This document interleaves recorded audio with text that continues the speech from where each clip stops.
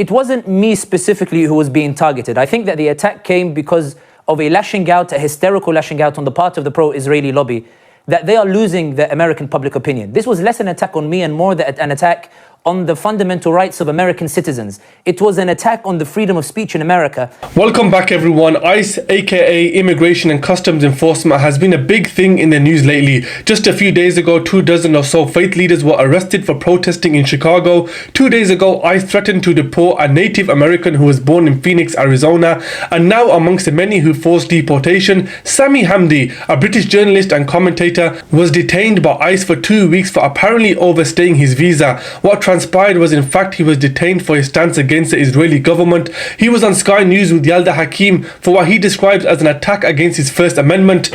Let's take a look. Sami, we're going to get to freedom of speech in a moment, but the original reason that ICE, Homeland Security, said was the reason they were detaining you was that you'd overstayed your visa. And then a spokeswoman for the US Department of Homeland Security said your visa had been revoked as those who support terrorism and undermine American national security will not be allowed to work or visit this country. How do you react to that statement? One of the things that was quite fascinating is that I didn't have much access in terms of what they were saying outside. So I can tell you what they were saying privately. Privately, there was no mention of any terrorism whatsoever. Privately, the lawyers admitted that that video that was being used, which was stitched together, was inadmissible in court. The judges would never accept that video, and that was the view of the lawyers of the government, and that was the view of the lawyers that I had as well. If they believed what they were accusing me of publicly, they would have had no hesitation to charge me with it on the actual document. But not once did they mention it privately. Not once was it mentioned in the court. Not once was it put in the charge sheet, because they knew no evidence existed of any of the accusations they were making. And in the end, the deal was about face saving. I was happy to go home. I have work to do. They told me I can come back to America whenever I want. And of course, they get to say that Sami Hamdi ended up leaving America. The case gets closed. And it worked out for both of us. Sami, the video that you refer to is something that was it was shared, a video clip by the pro-Israeli group Memory, in which they said that you praised the October the 7th Hamas attacks and that you're heard asking members of the audience whether they felt euphoria. What do you make of a suggestion that these comments were the reason for your detention? And I know you say that it wasn't raised during your legal battle to come out of detention, but this was one of the things that was raised, this video clip that was widely shared of you celebrating October 7 attacks and asking the audience if they felt euphoria.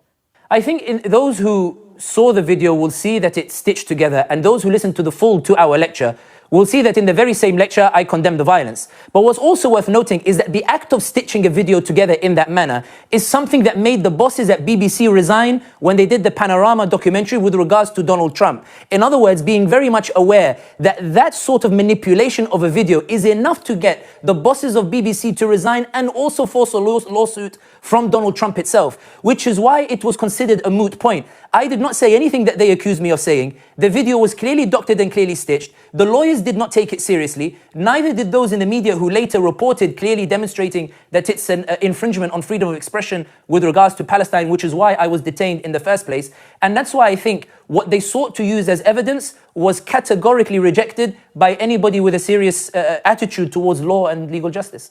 Guys, initially Sami was detained for what the American government say issues with his visa. At no point was there any mention to him that he was detained for supporting terrorism. So firstly, they are detaining people under the cover of immigration when in fact it's something far more concerning. Also, it's evidence that any criticism against the Israeli government is seen as supporting terrorism by the US, when in fact this in itself is a breach of the First Amendment, which protects the right to openly express freedom of speech. Sami is absolutely right. If the American government actually believed what they were accusing him of, which is supporting terrorism, the very least they would do is document it. Freedom of speech, it doesn't exist in the free world. Sumaya, we've spoken to you whilst Sami was detained.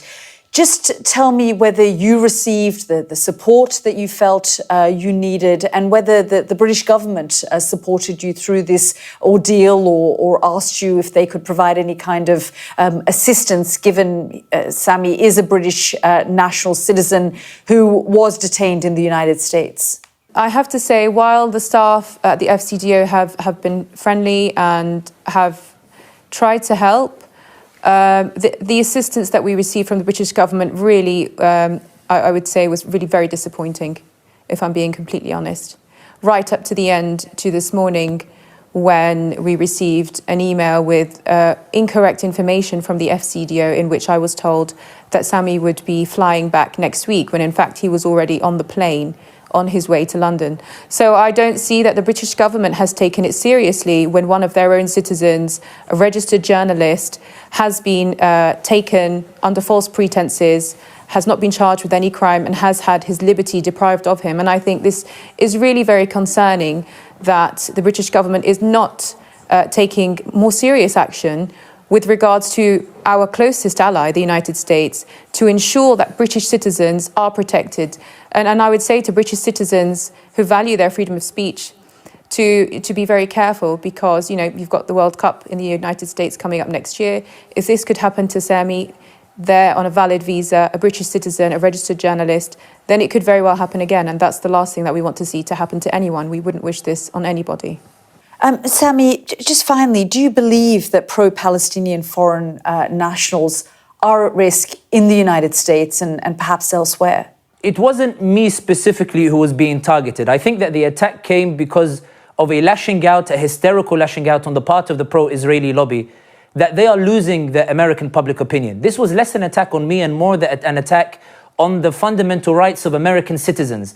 It was an attack on the freedom of speech in America, because there is a concern in the pro-Israeli lobby that all the polls demonstrate that they've lost the American public. All the polls show that this new generation of Americans are no longer pro-Israeli. In fact, they're much more pro-Palestinian than the generations that were there before. The issue was less about what Sami Hamdi says or what any pro-Palestinian is saying, and more to do with, why are Americans listening? How can we stop them listening? How can we stop this engagement between pro-Palestinian activists and ordinary Americans? It's not an onslaught on Sami's rights. It's an onslaught on the rights of the British and the Americans, or the onslaught on their rights and their freedoms, an onslaught on their right to hear the truth of what's happening. The risk is not on the one who goes to America. The risk is now for the pro-Israeli lobby, because they are collapsing rapidly as a result of good people hearing the truth. Sumaya emphasizes the value of freedom of speech, but how are we meant to value our democratic right of freedom of speech when they are arresting people like Sami for alternative views? It's either adopting their views or no views at all. Sami was detained without charge,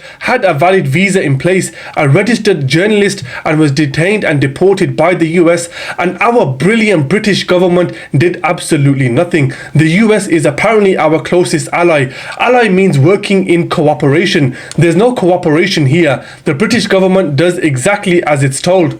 Also, I have to add, I think Sami and his wife both spoke very eloquently and professionally, considering the ordeal they've just been through. Sami says it wasn't me specifically they were attacking, it was a lashing out by the pro-Israeli lobby, that they are losing the American public opinion. It's scary to think this is the power and the hold the Israeli government has on the West.